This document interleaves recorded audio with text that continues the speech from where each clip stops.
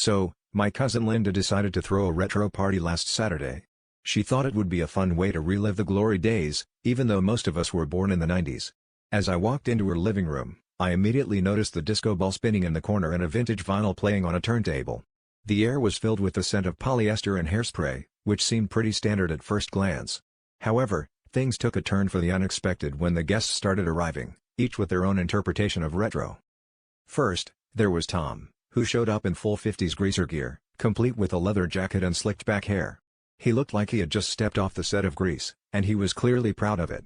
Right behind him was Sarah, decked out in neon leg warmers and a side ponytail, channeling her inner 80s aerobics instructor. But the pièce de resistance was Uncle Joe, who sauntered in wearing a medieval knight costume. Linda was visibly confused and asked him, "Uncle Joe, how is this retro?" To which he replied, "Oh, I thought we were going way back. You know, like retro. As the night went on, the room turned into a veritable time travel fashion show.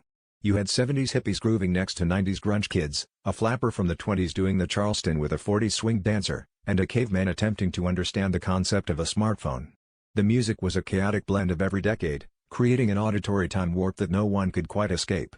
Linda's neighbor, Mr. Thompson, even came over to complain about the noise, but ended up joining the party once he saw the medieval knight jousting the disco ball with a broomstick.